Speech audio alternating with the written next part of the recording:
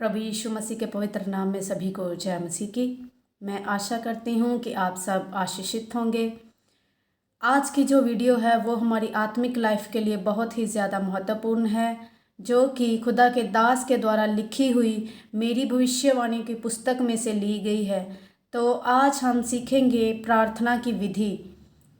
आज हम सीखेंगे प्रार्थना की विधि कि हमें प्रार्थना कैसे करनी चाहिए और कैसे हमें परमेश्वर की उपस्थिति में जाना चाहिए। ये वीडियो आपके लिए बहुत ही खास होने वाली है, आपकी आत्मिक उन्नति के लिए। तो चलिए देखते हैं खुदा के दास के द्वारा लिखी हुई मेरी भविष्यवाणियों की पुस्तक में से। आइए हम मेरी भविष्यवाणियों की पुस्तक में से आज के वचन को पढ़ते हैं।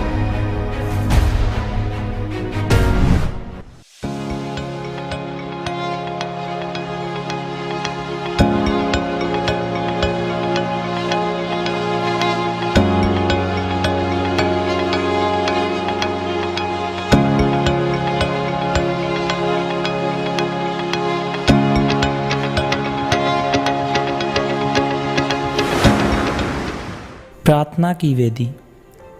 जैसा कि मत्ती 7:11 में लिखा है कि अतः जब तुम बुरे होकर अपने बच्चों को अच्छी वस्तुएं देना जानते हो, तो तुम्हारा स्वर्गीय पिता अपने मांगने वालों को अच्छी वस्तुएं क्यों ना देगा।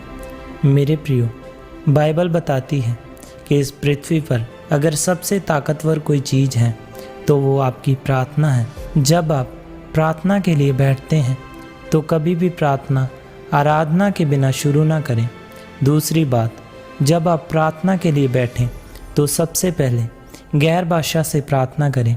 अगर आपके पास गैर भाषा नहीं है तो रविवार वीरवार को जब आप चर्च में आते हैं तो परमेश्वर से मांगें कि परमेश्वर मुझे पवित्र आत्मा की भाषा चाहिए।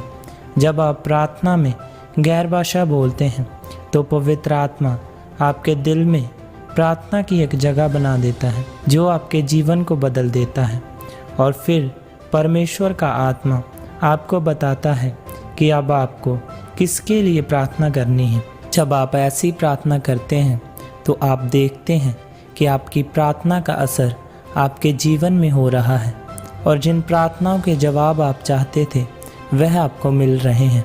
इसलिए मेरे प्रियो, लगातार प्रार्थना में बैठें, तब परमेश्वर एक एक करके आपके जीवन से सभी शैतानी बंधनों को तोड़ता जाएगा।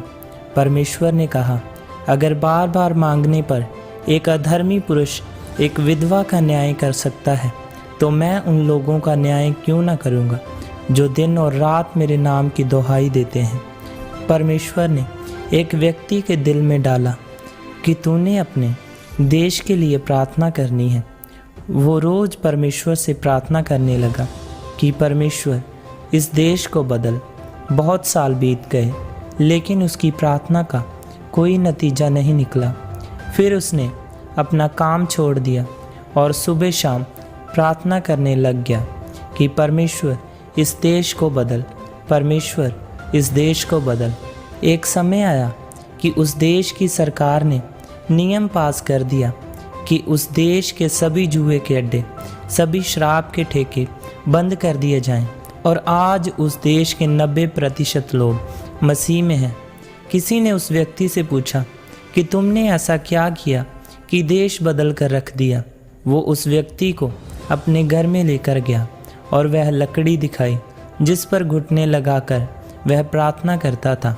घुटनों पर प्रार्थना कर करके उस लकड़ी पर गड्ढों के निशान पड़ गए थे।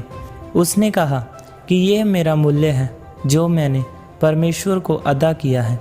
आज लोग अपना वंश बदलना चाहते हैं लेकिन परमेश्वर में कोई कदम उठाने के लिए तैयार नहीं है, कोई प्रार्थना नहीं है। मुझे जब प्रार्थना करनी होती है तो मैं एक अलग कमरे में प्रार्थना करने के लिए जाता हूँ, और मेरे प्रार्थना वाले कमरे के बाहर लिखा है कि दरवाज़ा खटखटाना सख्त मना है।